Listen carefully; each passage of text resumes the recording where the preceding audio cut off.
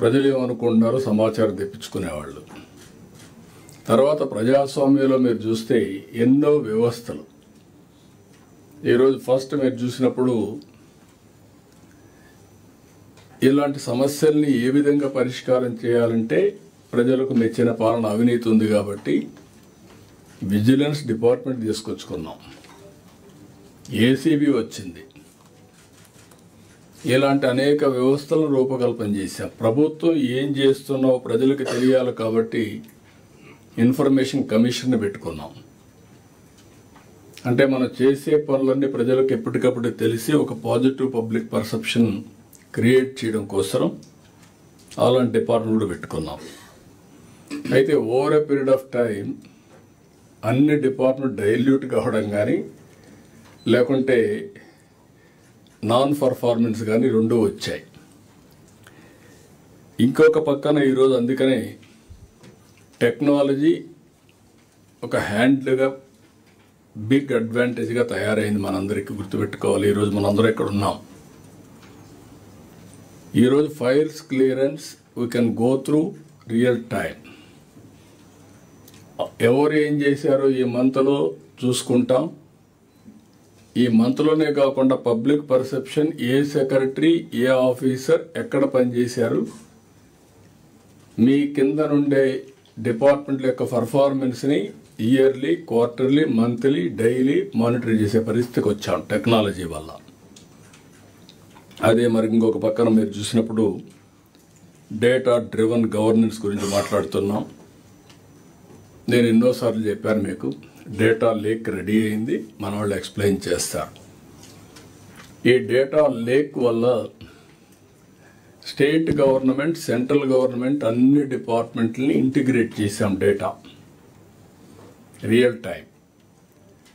అది ఇంటిగ్రేట్ చేసిన తర్వాత ఆ డేటాలో మనకు క్లారిటీ వస్తుంది. ఏ ఆఫీసరు ఏమనుకుంటున్నాడో కూడా ఉంటుంది ఇప్పుడు దీంట్లో. ఇట్లా వెరీ ఇంట్రెస్టింగ్. ఎందుకంటే పబ్లిక్ పర్సెప్షన్కి మనం ఐవీఆర్ఎస్ తీసుకుంటున్నాం. ఒకప్పుడు public perception only intelligence department ఒకటి ఉంటుంది. సీఎంకి ఎప్పుడు ఒక చీఫ్ మినిస్టర్కి, ప్రైమ్ మినిస్టర్కి ఐబీ ఉంటుంది, ఇక్కడ ఇంటెలిజెన్స్ ఉంటుంది. నాకు ఒక అలవాటు ఎప్పటి నుంచో, నేను ఫస్ట్ మీట్ చేసేది ఇంటెలిజెన్స్ మీట్ చేస్తాం. అది పర్ఫెక్ట్ అని కాదు, కొంత సమాచారం ఇస్తారు. ఏం జరుగుతూ ఉందో పొలిటికల్, ఎకనామిక్, కరప్షన్, ఎవ్రీథింగ్. ఎందుకంటే ఒక పరిపాలనలో సుపరిపాలన ఇవ్వాలంటే ఎప్పటికప్పుడు సమాచారం తెలియాలి కాబట్టి ఇన్ఫర్మేషన్ డిపార్ట్మెంట్ ఉంటుంది. అదే సమయంలో నేను ఎప్పుడు ఒకసారి ఇంటెలిజెన్స్ అయినా డీజీతో కలుస్తాను. హైదరాబాద్లో ఉన్నప్పుడు కమిషనర్ ఆఫ్ పోలీస్, డీజీ ఇద్దరు వచ్చారు.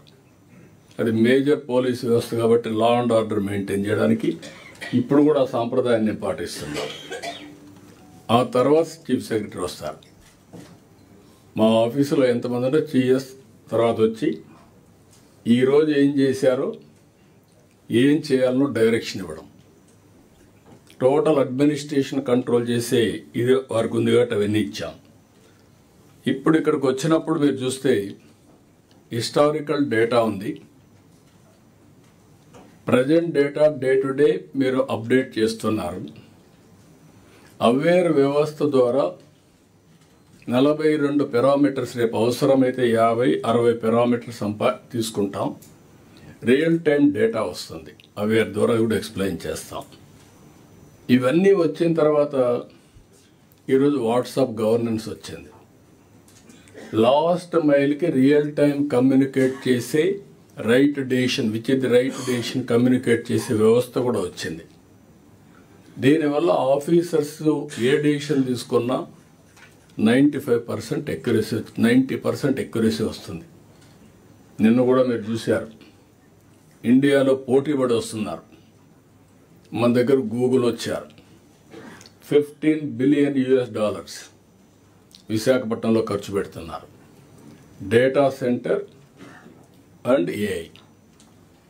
అది ఏ విధంగా వచ్చింది అని మీరు ఆలోచించుకుంటే, ఒకటి మనం టెక్నాలజీలో స్ట్రాంగ్గా ఉండడమే కాకుండా, రెండోది మనకు దగ్గర కొన్ని మార్పులు పవర్లో తీసుకొచ్చాం.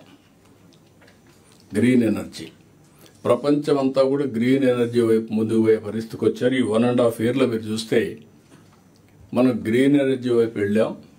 కాస్ట్ తగ్గుతుంది. భవిష్యత్తులో అన్ని దేశాల్లో ప్రోబిటివ్ కాస్ట్ ఎనర్జీ ఉంది.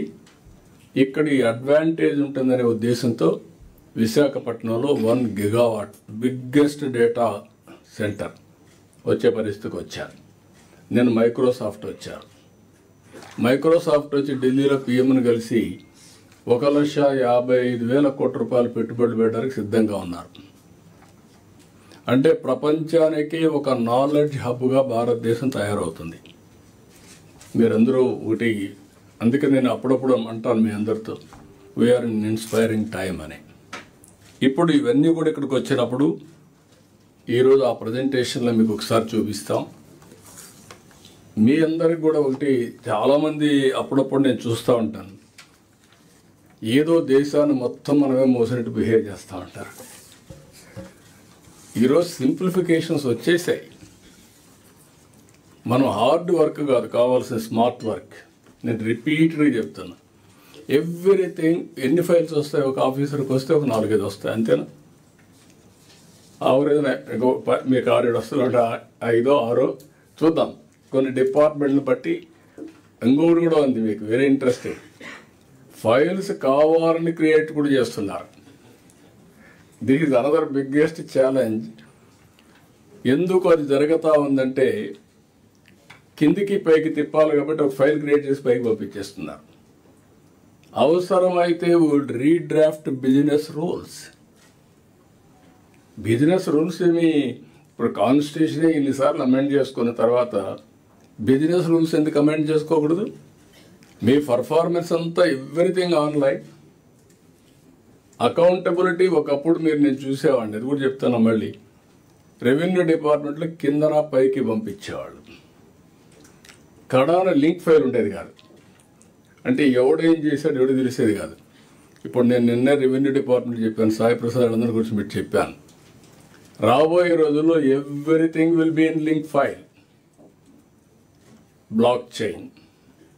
ఇంకా ట్యాంపర్ చేయడానికి అవకాశం లేదు. వన్స్ అది వస్తే రెవెన్యూ రికార్డ్స్ ఆర్ సేఫ్. ఇంకొక పక్కన ఇంకో మాట చెప్పి, ఎందుకు మన ఆఫీస్కి రావాలి? రిజిస్ట్రేషన్ అయ్యింది, కొరియర్ సర్వీస్లో పంపించేయండి రిజిస్ట్రేషన్ డేట్స్. పట్టాదారు పాస్ పుస్తకాలు ఉన్నాయి. పట్టాదారు పాస్ పుస్తకాలు మీ దగ్గర ఎందుకు రావాలి? ప్రింట్ చేసి చెన్నైలో ప్రింట్ చేస్తున్నారు కొత్త పుస్తకాలన్నీ. ఆ సెక్యూరిటీ ఫీచర్స్ పెట్టి, ఆ సెక్యూరిటీ ఫీచర్స్ అడ్రస్ అతనికి ఇచ్చి అతనే పంపిస్తాడు నేరు కొరియర్ సర్వీస్లో. అంటే the way I'm thinking is different. మీరందరూ ఇవి గుర్తుపెట్టుకోవాలి. అప్పుడు మీకు హ్యూమన్ టచ్ తగ్గితే వాళ్ళు కూడా హ్యాపీగా ఫీల్ అవుతారు. పబ్లిక్ మనం సర్వీస్ చేస్తున్నాం తప్ప వాళ్ళని పీనలైజ్ చేయడానికి కాదు. అవి కూడా మనం చూద్దాం. అదే సమయంలో మనకు ఇక్కడికి వచ్చినప్పుడు ఇన్ఫర్మేషన్ టెక్నాలజీ ఇవన్నీ పెట్టిన తర్వాత మనకు ఐటీ అన్నీ కూడా అప్డేట్ చేసుకుంటున్నాం, రియల్ టైంలో వస్తాయి. ఇంకొక పక్క వెరిఫికేషన్ లాస్ట్ మైల్లో స్వర్ణాంధ్ర, అది ఇప్పుడు గ్రామ సచివాలయం అంటున్నాం, దాని పేరు కూడా మారుస్తున్నాం, మంచి పేరు పెట్టి. వాళ్ళ బాధ్యత ఏ పని కావాలంటే ఆ పని వెరిఫై చేసి ఫిజికల్గా ఒకసారి వెరిఫై చేసి కరెక్ట్గా ఉందా చెప్పడం వరకు వారి బాధ్యత. అక్కడ ఒక 7 మంది నుంచి అవి కూడా కొంచెం వ్యవస్థను స్ట్రీమ్లైన్ చేస్తాం, దాన్ని కూడా మీ దగ్గరికి వస్తాం. తర్వాత presentation on centrally sponsored schemes, ఇది కూడా చాలా ముఖ్యం. లాస్ట్ ఇయర్ అంటే 5 సంవత్సరాలు ఏ స్టేజ్కి తీసుకొచ్చారంటే లాస్ట్కి వచ్చే కొందికి సెంట్రల్లీ స్పాన్సర్డ్ స్కీమ్స్ వాడుకోవడం మానేసి వాళ్ళ డబ్బులు డైవర్ట్ చేసి గవర్నమెంట్ ఆఫ్ ఇండియా రూల్స్ మార్చారు ఆంధ్రప్రదేశ్ కోసం. ఆ రూల్స్ ఏ విధంగా మార్చారంటే, మీరు ఎస్క్రో అకౌంట్ పెట్టండి, మీకు డబ్బులు ఇస్తాం, పనిచేయండి, యూసీసీ ఇవ్వండి, మళ్ళీ ఆ అకౌంట్కే పంపిస్తాం.